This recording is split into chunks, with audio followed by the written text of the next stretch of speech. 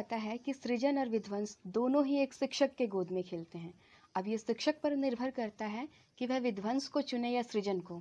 हम बात करेंगे सृजन को चुनने वाले महान आचार्य चाणक्य की। उन्होंने सृजन किया महान सम्राट चंद्रगुप्त का, उन्होंने सृजन किया मौर्य साम्राज्य का, और इन सब का सृजन करते हुए उन्होंने सृजन किया अखंड भारत का। अखंड भारत ना केवल उनका सपना बल्कि अखंड भारत उनके लिए एक प्रतिज्ञा थी, जिसे उन्होंने अपने जीवन काल में ही अपने शिष्य चंद्रगुप्त के साथ मिलकर पूरी की। जिस चंद्रगुप्त को उन्होंने चुना था वो उस वक्त के सबसे कमजोर और निचले तबके से आता था। चंद्रगुप्त को अपने निगरानी में युद्ध प्रशिक्षण देना उनके लिए सरल नहीं रहा होगा। दूसरी ओर उस वक्त भारत 16 महाजनपदों में बटा हुआ था। इन महाजनपदों में एकता का नामो निशान ना था। एक दूसरे पर नियंत्रण स्थापित करने के चक्कर में आपस में ही युद्ध करते रहते थे। कूटनीतिज्ञ चाणक्य के मन में यही स्थिति को देखकर शासन के लिए एक केंद्रीय शासन व्यवस्था का विचार आया था, एक मजबूत केंद्र का विचार। उसी मजबूत केंद्र का विचार जिसको आज़ादी के बाद संविधान सभा ने न केवल महत्वपूर्ण माना बल्कि उसको अमल में भी लाया गया। हमारे गुलाम बनने का भी एक बड़ा कारण एक मजबूत केंद्र का पूर्णता अभाव था। सभी रियासतें आपस में ही भिड़ी पड़ी थीं। इसी मजबूत केंद्र की ज़रूरत को आचार्य चाणक्य ने लगभग 2300 साल पहले ही महसूस कर लिया था और स्थापित भी किया था। आचार्य चाणक्य के जीवन के बारे में जानने के लिए बहुत कम स्रोत और ग्रंथ उपलब्ध हैं। विद्वान चाणक्य के जन्म वर्ष को लेकर कोई एक तिथि हमारे सामने नहीं है। फिर भी ज़्यादातर जगह 371 ईसा पूर्व को ही चाणक्य का जन्म वर्ष माना गया है। उनके पिता का नाम चणक था और माता का नाम चनेश्वरी था।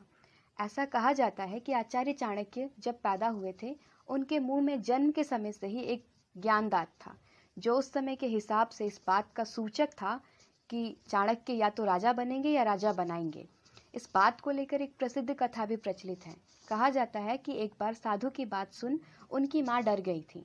माँ को डर था चाणक्य अगर राजा बना तो वो उनको भूल ना जाए। माँ की उदासी का कारण जान आचार्य चाणक्य रोने लगते हैं। उसके बाद घर से बाहर निकल जाते हैं। बाहर जाकर एक पत्थर से उसी समय अपना वो दांत तोड़ देते हैं और वही दांत अपनी माँ को घर जाकर दे देते हैं। उनके मुंह से निकलता खून देखकर उनकी माँ दंग रह जाती हैं। दांत को लेकर दूसरा किस्सा उनके पिता से जुड़ा है। उनके पिता नहीं चाहते थे कि चाणक्य राजा बने, इसलिए उन्होंने वो दांत खुद ही तोड़ दिया था। आचार्य चाणक्य के बारे में कहा जाता है कि वो बिल्कुल भी अच्छे नहीं दिखते थे। मगध के सम्राट धनानंद ने उनके अच्छे नहीं दिखने को लेकर खूब अपमान भी किया था। एक बार सम्राट धनानंद ने ब्राह्मणों के लिए पुष्पपुर में एक भिक्षा संस्कार का आयोजन किया था। आचार्य चाणक्य राजा धनानंद को अखंड भारत का मसौदा वे सुझाव देने इस भिक्षा संस्कार समारोह में शामिल होने गए थे, मगर क्रूर और घमंडी राजा धनानंद ने उनके अखंड भारत के सुझाव को सुनना तो दूर उल्टे चाणक्य की कुरूपता को लेकर मजाक बनाया। उन्हें अपमानित कर आदेश देकर महल से बाहर निकलवा दिया।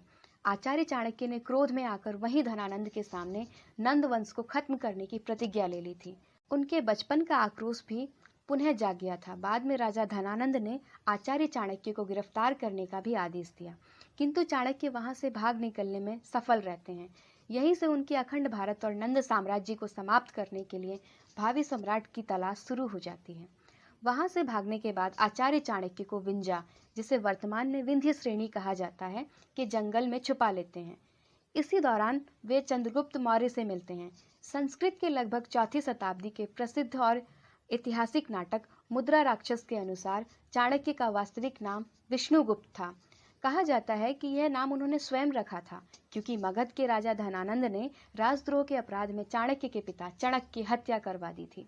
बाद में आचार्य चाणक्य ने धनानंद के सैनिकों से बचने के लिए खुद के प्राणों की रक्षा के लिए अपना नाम कौटिल्य से बदलकर विष्णुगुप्त रख लिया था।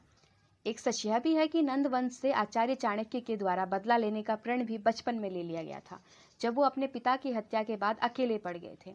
कहा जाता है बाद में सिकंदर के सिंध नदी तक पहुंचने को लेकर और उसके द्वारा भारत पर आक्रमण के भय से वो बिन बुलाए ही सिकंदर के आक्रमण और अखंड भारत निर्माण के अपने सुझाव के लिए राजा धनानंद के सामने उपस्थित हो जाते हैं, मगर उनका वहां तिरस्कार ही होता है। धनानंद को गद्दी से हटाने व अखंड भारत के निर्माण हो जाने तक वो अपनी शिखा को खोले रखने का प्रण ले लेते हैं।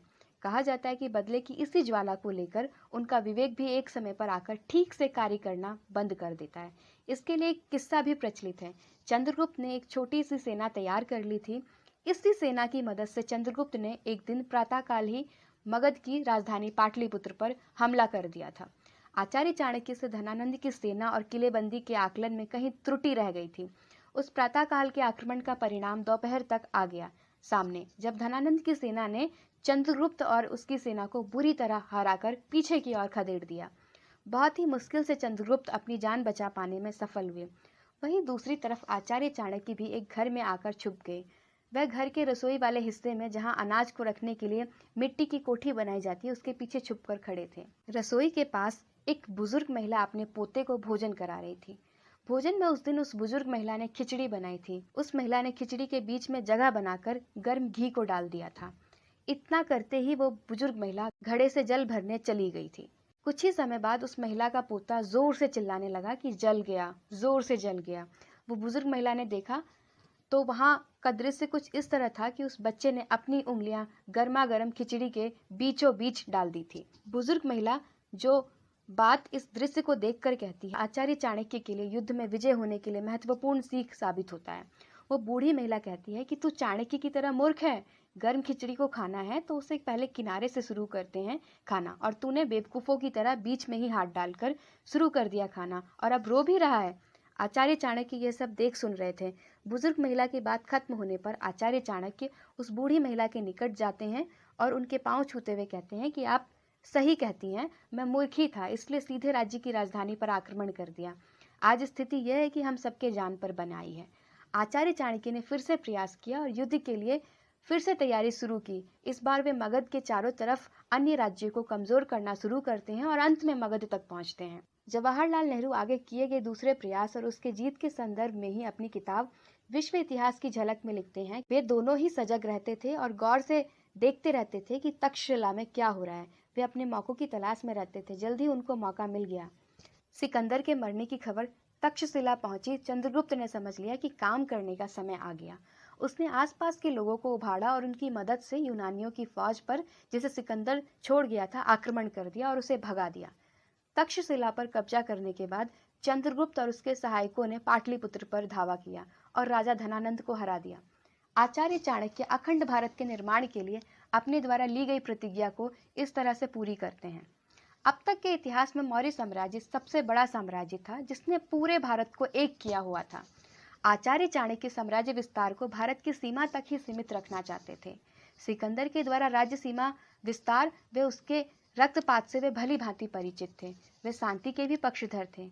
इस विश्वविख्यात महान शिक्षक की मृत्यु कैसे हुई ये अब भी स्पष्ट नहीं हुआ है, किंतु मृत्यु को लेकर कुछ किस्से काफी प्रचलित हैं। आचार्य चाणक्य चंद्रगुप्त के प्रशिक्षण व शिक्षा दीक्षा के समय से ही उनकी जान की चिंताओं के कारण जहर की थोड़ी मात्रा रोज ही खिलाते आए थे भोजन के साथ, ताकि चंद्रगुप्त का शरीर इस जहर का आदी हो जाए और कोई शत्रु छल से जहर देकर चंद्रगुप्त की हत्या न कर दे। इसी जहर की मात्रा को उन्होंने सम्राट बनने के बाद भी देना जारी रखा। एक दिन चंद्रगुप्त की पत्नी दुर्धरा ने सम्राट का खाना खा लिया।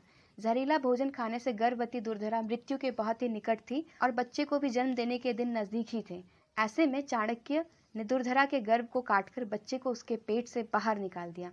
नव शिशु के शरीर पर रक्त के कई धब्बे थे, इसलिए उस बच्चे का नाम बिंदुसार रखा गया, जो आगे चलकर चंद्रगुप्त के बाद मौर्य साम्राज्य का नया सम्राट बनता है। आचार्य चाणक्य बिंदुसार के लिए भी मुख्य सलाहकार की भूमिका निभाते हैं। यही बात उनसे कम उम्र के एक सामान्य मंत्री सुबंधु को अखरती है। उन्हें आचार्य से जलन होने लगती। वही स्थान चाहिए था जो आचार्य चाणक्य को मिला था। एक दिन सुबंधु ने सम्राट बिंदुसार को उनके मां की मृत्यु की कहानी सुनाई, जिसके बाद सुबंधु ने इस कहानी की सत्यता को जांचा तो वो सच ही साबित हुआ। बिंदुसार अपनी मां की मृत्यु का जिम्मेदार चाणक्य को ही समझ उनसे क्रुद्ध हो गए। राजा के इसी गुस्से के कारण आचार्य चाणक्य सब कुछ छोड़ पाटलिपुत्र के पास जंगल में चले जाते हैं। कुछ दिनों बाद राजमहल की ही किसी महिला से उन्हें अपनी मां की मृत्यु और उनके अपने जन्म की पूरी सच्चाई मालूम पड़ती है। उसके बाद उन्हें पता चलता है कि वो चाणक्य पर गुस्सा होकर कितनी बड़ी गलती किए हैं। उन्होंने अपनी गलती पर बहुत पश्चाताप किया। चाणक्य जंगल में किसी साधु की भांति रह रहे थे। तब बिंदुसार ने सच से अनजान चाणक्य के सबसे बड़े शत्रु सुबंधु को ही जंगल जाने और उन्हें वापस लाने का आदेश दिया, किंतु सुबंधु को चाणक्य की वापसी रत्ती भर नहीं भाई।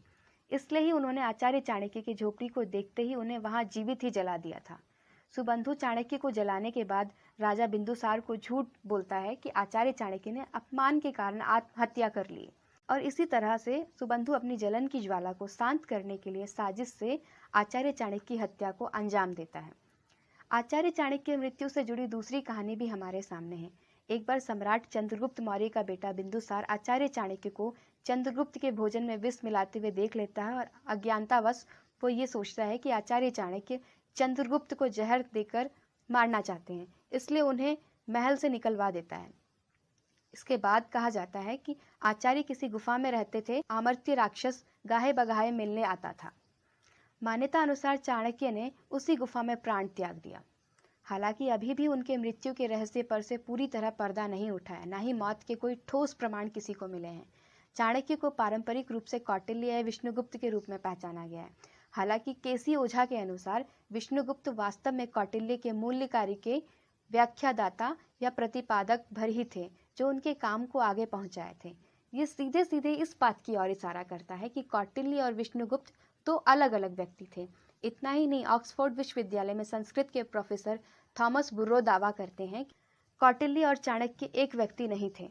हालांकि चाणक्य के अर्थशास्त्र में उनका पारंपरिक नाम हर जगह कौटिल्य है, सिवाय एक श्लोक के जो उन्होंने चाणक्य के रूप में संदर्भित करता है।